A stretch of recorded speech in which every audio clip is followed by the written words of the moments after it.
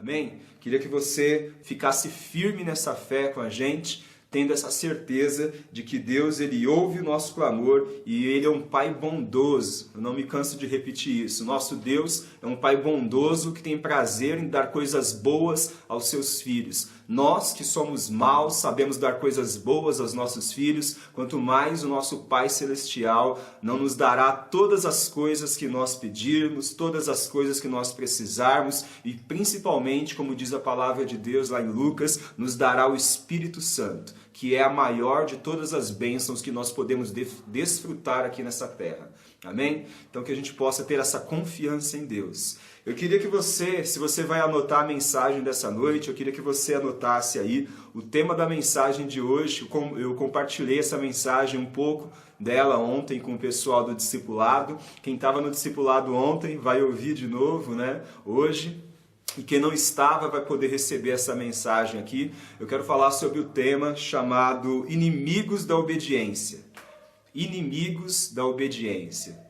Deus, Ele nos chamou para vivermos uma vida de obediência a Ele, né? A palavra de Deus, se você analisar ali todo o Novo Testamento, você vai ver que muitas vezes fé é praticamente um sinônimo de obediência, né? Às vezes as pessoas têm dificuldade de compreender o que significa fé. Fé significa, irmão, basicamente assim duas coisas. É uma confiança que nós temos em Deus que nos leva a atitudes. Né? É uma confiança que nos leva a atitudes. E também fé significa obediência. Em alguns textos, Jesus ele fala assim: aquele que crer em mim vai ser salvo, mas aquele que desobedecer, que rejeitar o meu mandamento, vai se perder. Quer dizer, crer em Jesus é a mesma coisa que obedecer Jesus. Então Jesus te chamou para que você seja salvo pela fé, então você tem que ser salvo mediante a obediência.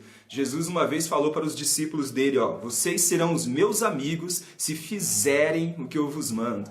Você quer ser amigo de Deus? Você quer ser amiga de Deus? Para que você seja amigo de Deus, você precisa fazer aquilo que Jesus mandou fazer, né? Nos mandou obedecer. Então nós precisamos viver em obediência. Sem obediência não tem salvação. Sem obediência não tem como nós alcançarmos a salvação. Não importa quanto você diga que você ama a Deus, sem obediência não tem amor a Deus. Lá em João capítulo 14, Jesus ele fala ali para os discípulos, num trecho assim, sabe, com 10 versículos, Jesus fala 3 vezes isso: se vocês me amarem, obedecerão os meus mandamentos. Se vocês me amarem, obedecerão os meus mandamentos. Se vocês me amarem, obedecerão os meus mandamentos. O que isso quer dizer? Amor a Deus se manifesta em obediência. Amor a Deus não é você ficar, sabe, no culto fazendo coraçãozinho para Jesus. Amor a Deus não é você cantar bonitinho no culto. Amor a Deus não é você ter as palavras boas, bonitas,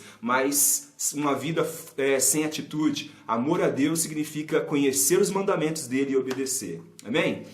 Então, já que nós precisamos obedecer a Deus, né, eu queria que você pudesse prestar atenção nessa mensagem. Eu vou tentar ser bem breve aqui, né, uma live bem sucinta, bem pontual, para que essa mensagem não se perca, para que você não canse aí de assistir e você permaneça firme e receba essa palavra. Inimigos da obediência. Já que nós temos que obedecer a Deus, o que o diabo ele tem feito, né, para nos desviar da obediência? Como a nossa carne reage nos tentando desviar da obediência? A palavra de Deus diz que a carne vai contra a vontade do Espírito, e o Espírito ele vai contra a vontade da carne. Então, como que a sociedade, como que o mundo tem tentado nos afastar da obediência, né? É isso que eu queria que a gente meditasse aqui. Eu coloquei aqui uma lista de 7 inimigos da obediência. A primeira coisa, o primeiro inimigo da obediência que nós precisamos entender e que nós temos que vencer é a falta de conhecimento. Falta de conhecimento é um inimigo da obediência a Deus. Por quê? Por motivos óbvios. Ninguém pode obedecer aquilo que não conhece. Você não tem... Imagina você, né, chega lá, você está na sua casa, na época que você era criança, né? E aí você estava lá na sua casa e a tua mãe chega para você te dando uma bronca, falando assim: você fez? Né? Aí você fala assim: mãe, fiz o quê? Você não fez? Como assim, mãe? O que eu não fiz? Mas você vai apanhar porque você não... Daí você vai falar, mãe, você está doida? Eu não fiz nada, porque a senhora não me mandou fazer nada. Mas se a tua mãe tivesse te dado uma ordem clara, ó, quero que você levante, você vai lavar a louça, você vai limpar a cozinha, você vai limpar o quintal, aí ela teria direito mais tarde de cobrar você. Mas se ela não te falou nada, se você não sabe o que é para fazer, não tem como ela te cobrar. Da mesma maneira, na nossa relação com Deus, né, não tem como a gente obedecer a alguma coisa que a gente não sabe que deveria fazer. Uma das coisas que tem feito as pessoas pecarem, né, no serviço delas a Deus nesses dias, é a pessoa deixa de obedecer porque não sabe o que tem que obedecer. Não sabe o que tem que fazer no reino de Deus. Ela se converteu e ela acha que agora a vida dela é simplesmente ir para o culto e é só isso. Ir para o culto faz parte, mas não é tudo na nossa vida com Deus. Né? Tem tantas outras coisas que nós precisamos fazer. E como que a gente vai poder obedecer a Deus e fazer aquilo que tem que ser feito sem ter conhecimento da palavra? Então, um dos inimigos da obediência é a falta de conhecimento, é a falta de busca, de revelação dos mandamentos de Deus. Nós precisamos ter um relacionamento com a palavra para que os nossos olhos sejam abertos e a gente saiba aquilo que o nosso mestre espera das nossas vidas. A gente saiba aquilo que a gente tem que fazer nessa terra. Outra coisa que leva as pessoas a desobedecer não é a falta de conhecimento, mas é o conhecimento errado. Às vezes as pessoas têm entendimento errado sobre tantas coisas na palavra de Deus. Por quê? Porque vão baseando a sua fé, baseando o seu entendimento na cabeça dos outros, naquilo que os outros falam, naquilo que os outros pregam, né? Sem ir consultar na palavra de Deus. O apóstolo Paulo uma vez estava pregando numa cidade chamada Bereia, você lê isso lá no livro de Atos. E aí os irmãos de Bereia, eles eram nobres, né? Eles eram pessoas educadas, eram pessoas inteligentes. E eles iam consultar na palavra, nas escrituras, tudo aquilo que Paulo estava dizendo, para ver se o que Paulo falava era daquele jeito. Então nós precisamos ter esse hábito também. Se você quer ser uma pessoa obediente a Deus, você precisa saber aquilo que o teu Deus espera a teu respeito. O que Deus espera que você faça. E conhecendo a vontade dele, você vai poder viver em obediência. Mas conhecer a vontade não é suficiente, né? Só conhecer não é suficiente. Nós precisamos, além disso, vencer um outro inimigo, que são as tradições. O segundo inimigo da obediência são as tradições. Tem tantas coisas que às vezes as pessoas fazem e que vão contra a vontade de Deus, mas elas fazem simplesmente porque foi assim que elas aprenderam, foi assim que foi ensinado para elas, é assim que está todo mundo fazendo. E aí eu queria ler com vocês um trecho da palavra de Deus. Abre comigo a tua Bíblia lá no Evangelho de Marcos, capítulo 7. Marcos, capítulo 7. Se você não tem uma Bíblia aí, você pode anotar e você vai poder ler essa passagem depois. Marcos, capítulo 7, eu vou ler só os versículos 8 e 9, mas você pode ler do versículo 5 ao 13 para ter todo o entendimento dessa passagem. Mas Marcos, capítulo 7, versículos 8 e 9... Jesus está dando ali uma bronca nos religiosos daquela época, nos fariseus, nos escribas, né? E Jesus fala o seguinte,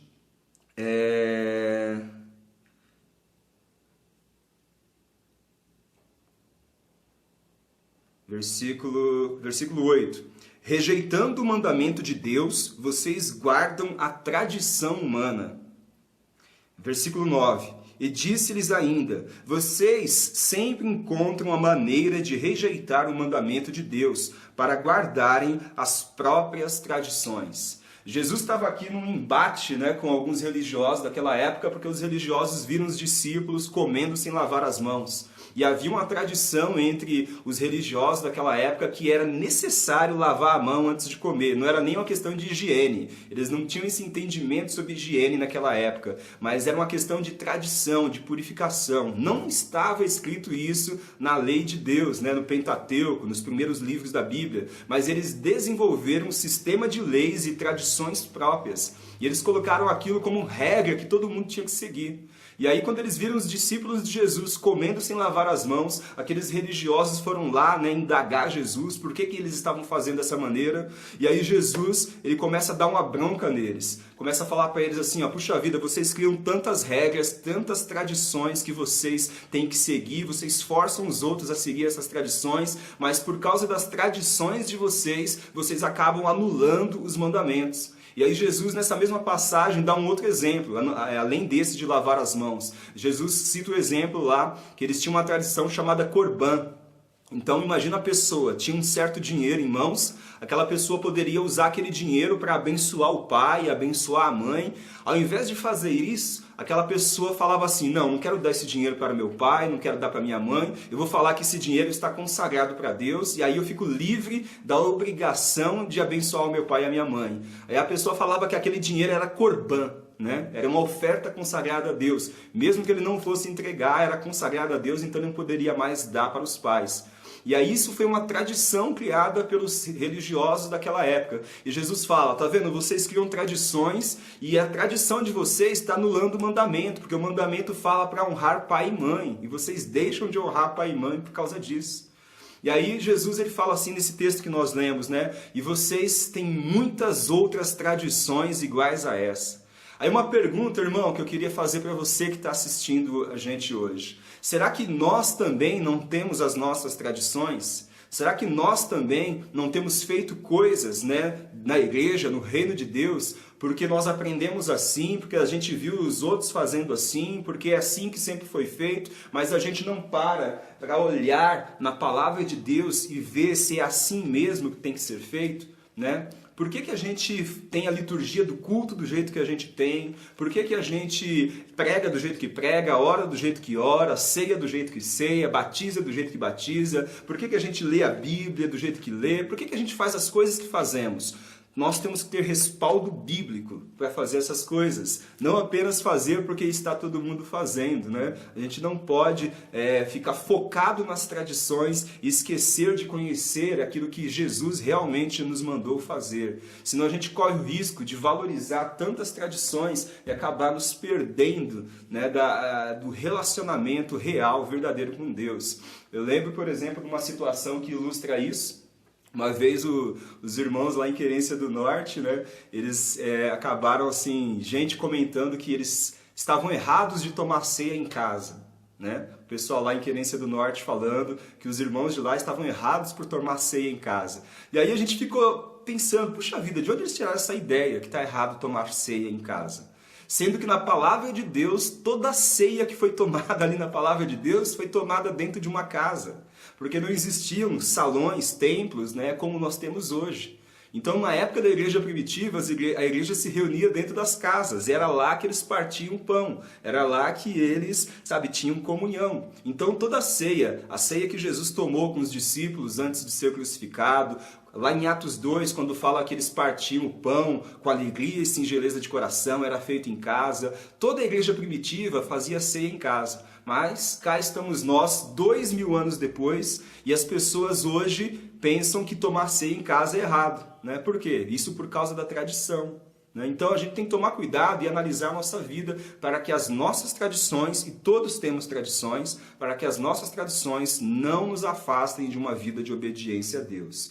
Poderia dar muitos outros exemplos, mas para não ficar cansativo, vamos focar nos outros pontos aqui. Terceiro inimigo da obediência, o medo, né? E aí, quem não tem medo?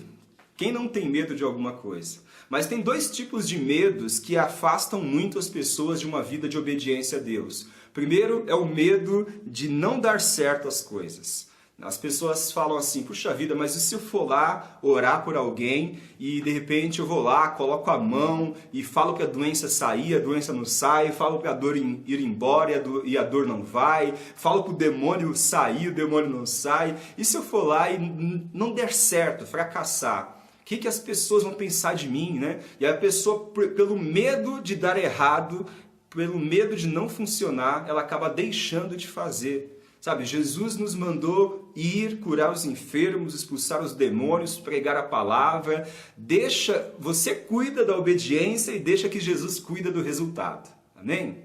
Vou repetir para que isso fique guardado no teu coração. Você cuida da obediência e deixa que Jesus cuida dos resultados. Amém? Então, nosso papel é ir lá e orar. Nosso papel é ir lá e pregar. Nosso papel é ir lá e repreender aquele demônio. Se a pessoa vai ser curada, vai se converter ou vai ser liberta, irmão, isso vai vir com o tempo, isso vai vir com a obediência, isso vai vir na medida da nossa fé, mas nós não podemos deixar de obedecer com medo antecipado, né? Uma preocupação de se vai dar certo ou não. Que a gente possa vencer esse tipo de medo. Eu sei que não é fácil, porque todos temos algum tipo de medo. Todos nós lutamos contra medo em diferentes situações. Um outro tipo de medo que impede as pessoas de obedecerem a Deus é o medo de ser rejeitado pelos outros. Uma das coisas que a gente mais enfrenta, né, quando pega alguém para evangelizar, a gente vai levar algum crente para evangelizar e esse crente não tem experiência no evangelismo, é o medo que o crente tem de ser rejeitado pelas pessoas. As pessoas pensam assim, mas eu vou lá falar de Jesus, e se a pessoa não quiser ouvir? E se a pessoa não quiser parar para me ouvir? Né, eu vou incomodar. E esse medo da pessoa de ser rejeitado pelo outro leva o crente a não evangelizar. Mas deixa eu contar aqui um segredo para você, estamos aqui só entre irmãos.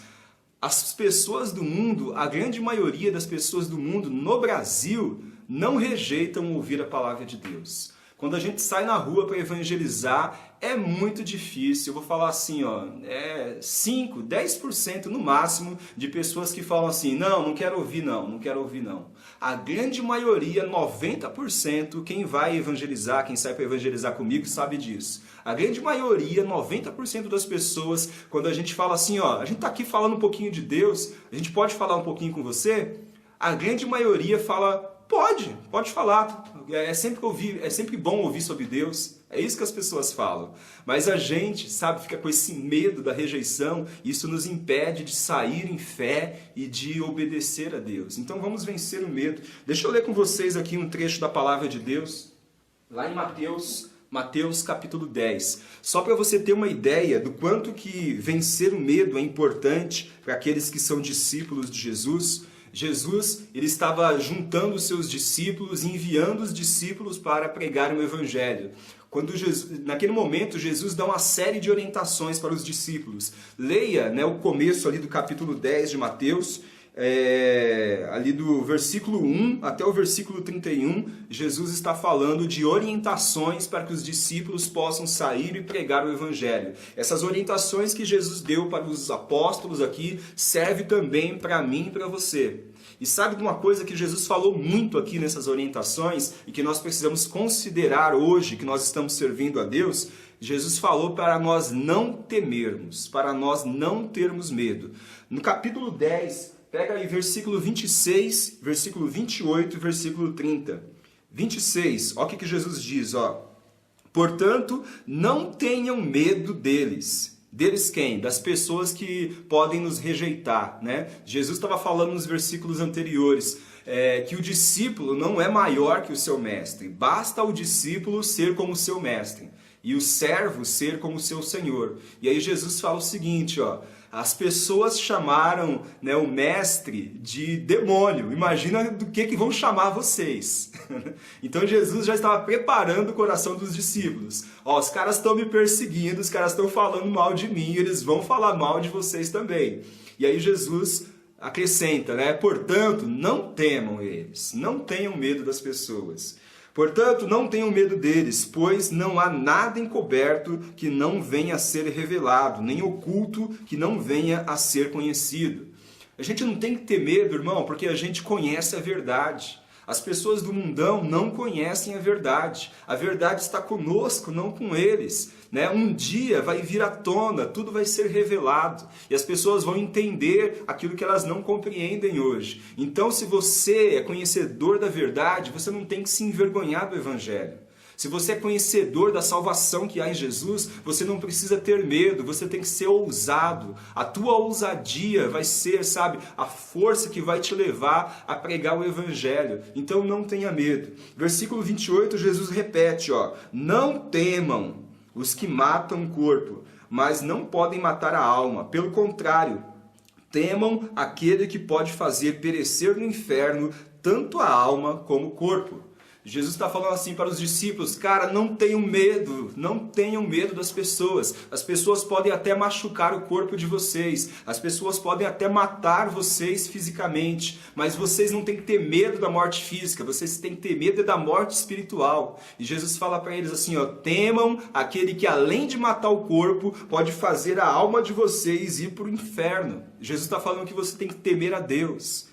As pessoas do mundo, a gente está num contexto aqui, irmão, maravilhoso. O Brasil é super tranquilo para pregar o Evangelho. O Brasil é super tranquilo para orar pelos enfermos. Nós temos toda a liberdade aqui. Raramente você vai sofrer, alguma perseguição física. Você vai ser apedrejado, você vai ser espancado porque está pregando o Evangelho. No Brasil, raramente isso vai acontecer, né? Mas mesmo que acontecesse, a gente não tem que temer as pessoas, temos que temer a Deus. Porque Deus, além de matar o corpo, Ele pode também mandar a alma para o inferno. Então a gente tem que ter o nosso temor no lugar certo, não as pessoas, mas temor em Deus. Amém? Versículo 31, Jesus diz o seguinte, portanto, não temam. Terceira vez que Jesus repete, né, nesse texto aqui, para nós não temermos. Jesus diz, portanto, não temam, vocês valem bem mais do que muitos pardais. Jesus está falando assim, ó, Deus cuida de tudo na natureza. Deus cuida, dos mínimos detalhes que acontecem na natureza. Será que Deus não vai cuidar da vida de vocês? Deus cuida até da vida dos passarinhos. Será que Deus não vai cuidar da tua vida, irmão? Será que Deus não vai te proteger, não vai te sustentar? Claro que Ele vai. Então, o terceiro inimigo que a gente precisa vencer, né, é o medo. Quarto inimigo que nós precisamos vencer nessa batalha para obedecermos mais a Deus. Precisamos vencer a falta de dinheiro, É o medo de faltar dinheiro, é isso que eu quero dizer aqui. Lá em Mateus capítulo 10, versículos 7 ao 10. Mateus, mesmo capítulo que estávamos lendo, capítulo 10, versículos 7 ao 10. É uma passagem que raramente a gente vê as pessoas pregando hoje em dia.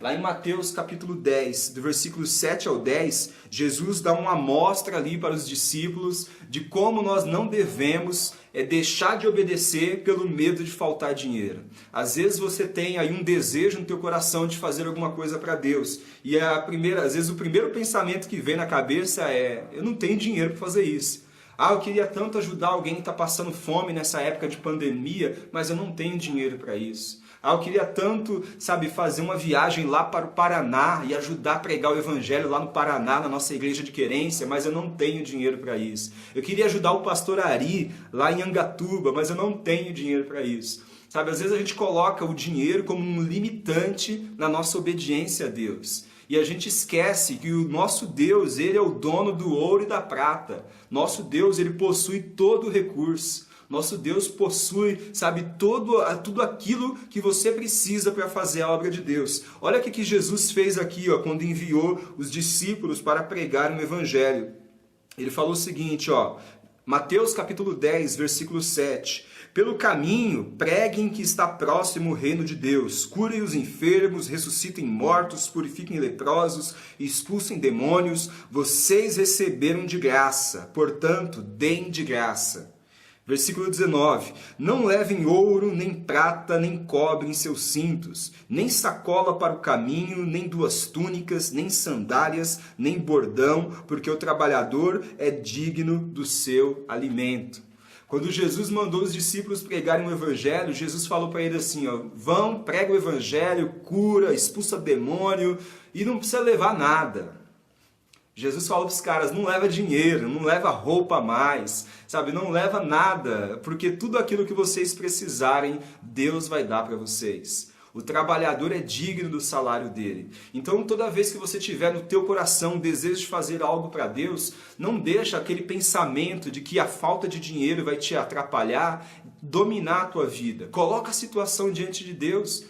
Faça aquilo que está ao teu alcance, faça aquilo que você consegue fazer naquele momento, mas não deixa a falta de recursos ser um limitante.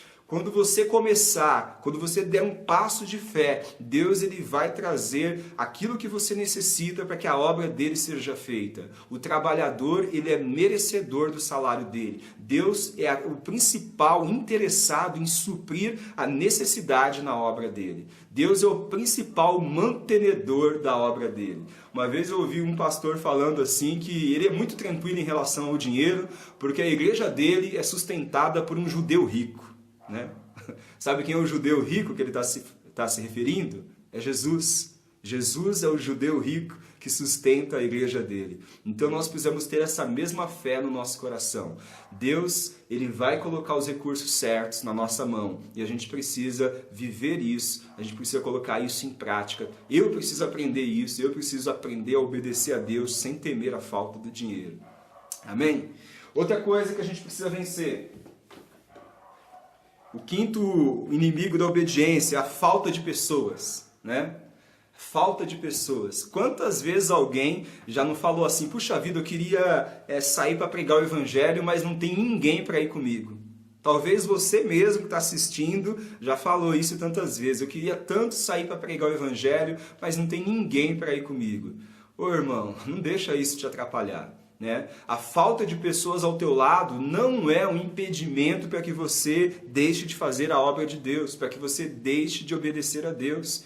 Jesus, ele mostra na palavra que é importante nós termos pessoas do nosso lado. A palavra de Deus fala que é melhor serem dois do que um. A palavra de Deus fala que Jesus enviava os discípulos de dois em dois. A palavra de Deus nos diz também, lá no livro de Atos, que em todo tempo os apóstolos estavam andando de dois em dois. Era Pedro e João, era Paulo e Silas, Paulo e Barnabé, Paulo e Timóteo, indo para cá e para lá. Mas ao mesmo tempo a palavra de Deus fala que quando o crente está sozinho, pega esse entendimento, quando o crente está sozinho, ele não está sozinho. Porque quando o crente está sozinho, ele ainda está cheio do Espírito Santo. Então você nunca está sozinho. O discípulo Filipe, né, diácono na igreja primitiva, ele entendeu isso. Se você ler o livro de Atos, no capítulo 8, você vai ver que Filipe, ele teve que fugir de Jerusalém, e ele foi parar em Samaria. E quando Filipe chegou em Samaria, ele não ficou assim pensando, puxa vida, que pena que não tem ninguém para fazer a obra de Deus aqui comigo. Filipe estava sozinho, mas ele não se acovardou. Ele sabia que havia uma ordem de Jesus para ir e pregar o evangelho. Então Filipe ele se levantou e começou a pregar o evangelho, começou a orar pelos enfermos, os enfermos eram curados, ele começou a expulsar os demônios, as pessoas eram libertas, ele batizou um monte de gente, trouxe um avivamento naquela região de Samaria e ele fez, a obra de Deus, mesmo estando fisicamente sozinho, mas ele estava cheio do Espírito Santo. Filipe era um diácono e uma das condições para ser um diácono na igreja primitiva era ser um homem cheio do Espírito Santo. Então se você, meu irmão, minha irmã, se você é cheia do Espírito Santo, saiba que você não está sozinho, você não está sozinha. Às vezes você vai estar numa situação, você está lá no ônibus, chega uma pessoa do teu lado, né, chorando ali, com problema na vida, e você quer falar de Jesus para aquela pessoa, e aí você pensa, puxa vida, se tivesse alguém aqui comigo, né, para evangelizar essa pessoa, irmão, tem alguém com você. O Espírito Santo de Deus está com você. Então, não deixe a falta de pessoas te atrapalhar de obedecer a Deus.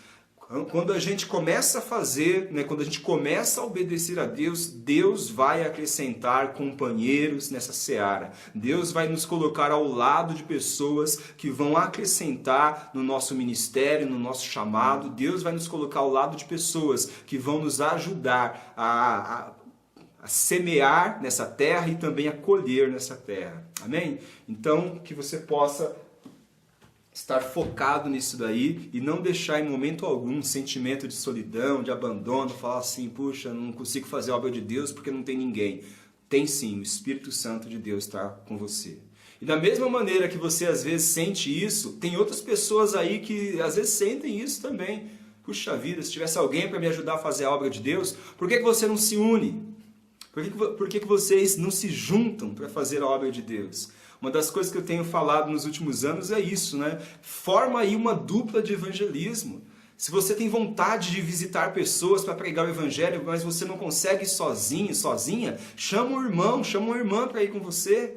né? Se você tem vontade de sair na rua pregando o evangelho, mas não consegue sozinho, sozinha, chama alguém, arruma um crente doido aí para ir com você pregar o evangelho, e aí vocês juntos vão ser mais fortes do que sozinhos e vão poder obedecer a Deus.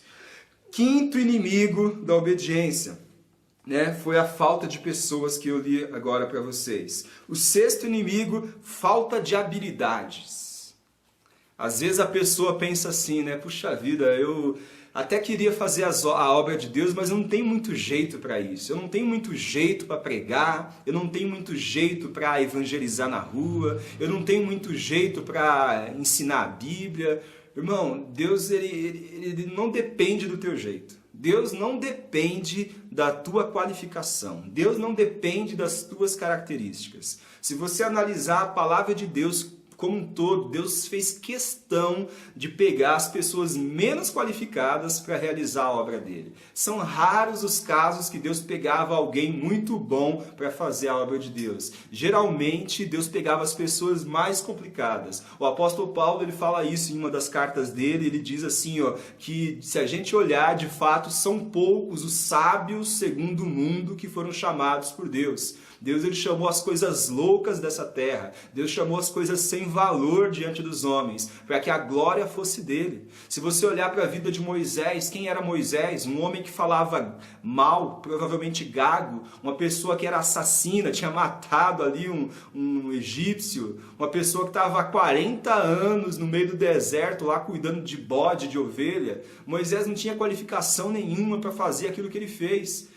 E uma pessoa mansa. E você imagina você enfrentar o faraó do Egito, enfrentar o exército mais poderoso da terra naquela época, enfrentar todo o rancor da tua nação que estava sendo escravizada. Você tinha que ser uma pessoa super... Não. Moisés era o homem mais manso da terra, é o que diz a palavra. Mas Deus estava na vida deles. Deus estava com Moisés. E aí Deus capacitava Moisés a realizar tudo aquilo que ele fez.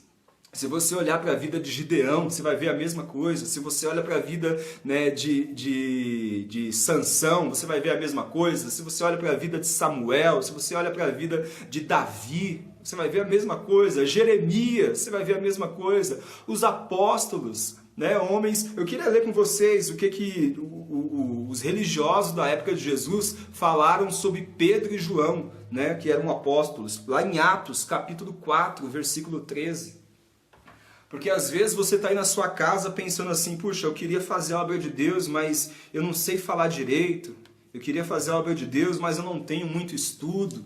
Eu queria fazer a obra de Deus, mas eu sou muito novo na fé.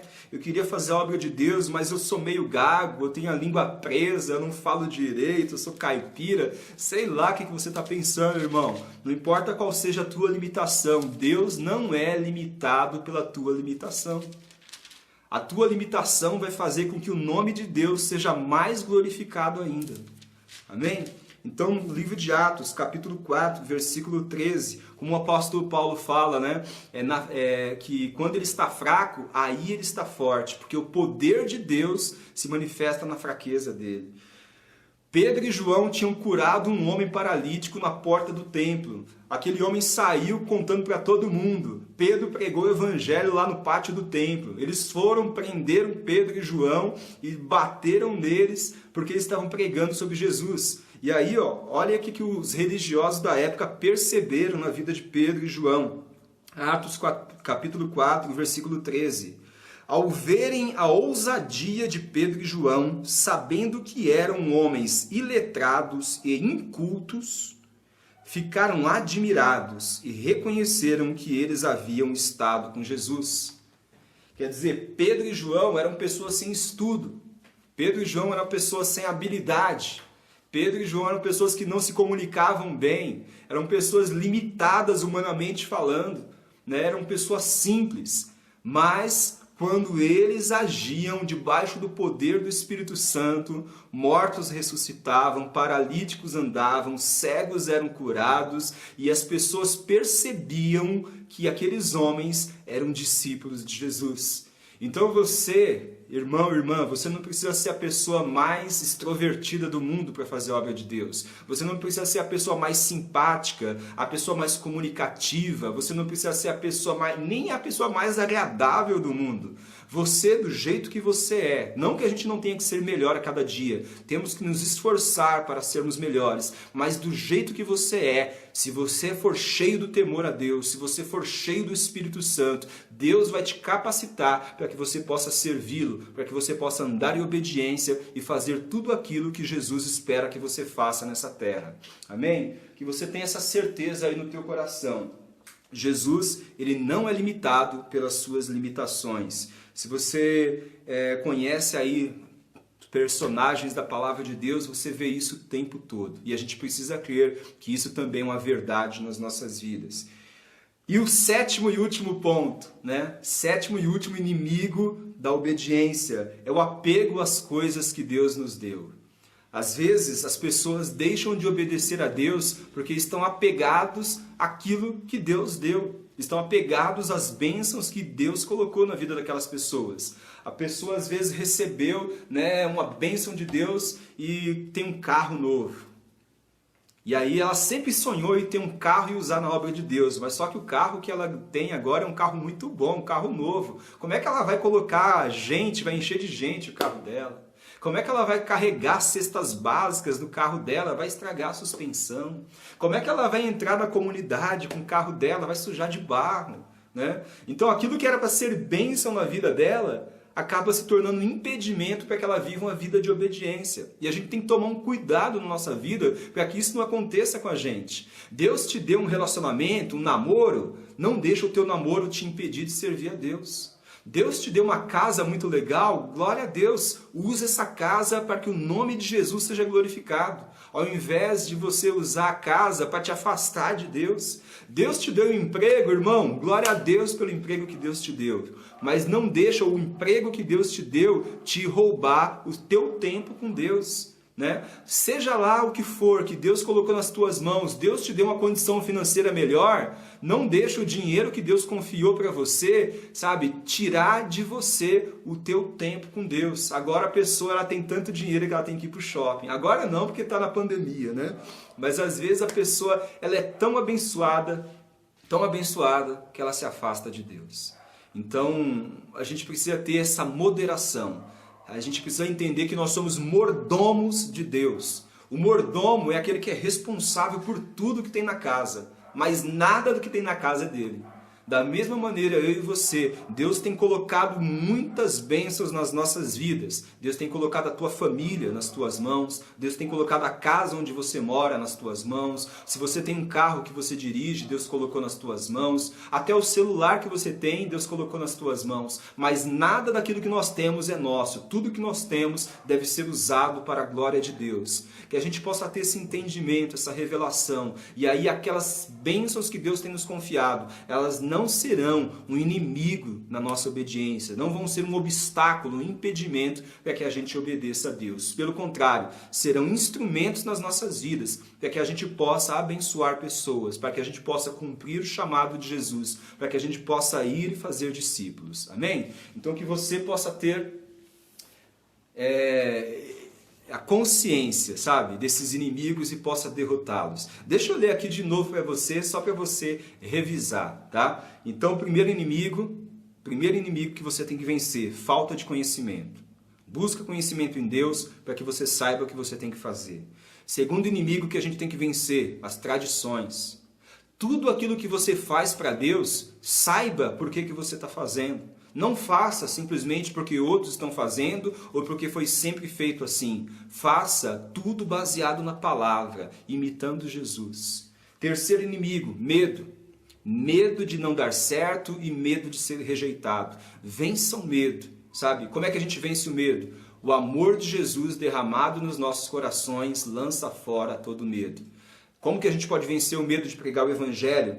Amando demais as pessoas que estão se perdendo no mundo. Amando demais Jesus que nos salvou. Ao ponto de que o nosso amor por Jesus, o nosso amor pelas pessoas que estão se perdendo, venha superar o medo da rejeição. Venha superar o medo de não dar certo.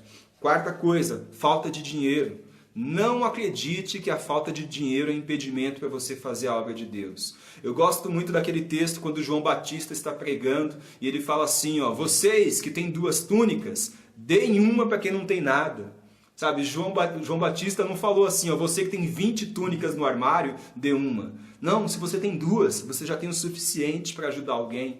Às vezes você tem um desejo de ajudar pessoas nessa pandemia que estão passando por momentos financeiros difíceis.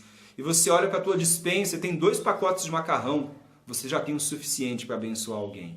Tem 2 caixas de leite, você já tem suficiente para abençoar alguém. Amém? Quinto, falta de pessoas. Não deixa a falta de pessoas do teu lado te impedir de fazer a obra de Deus. Se tiver alguém para ir com você, aleluia, glória a Deus por isso. Se não tiver, você e o Espírito Santo são a maioria em qualquer lugar. Sexto, falta de habilidades.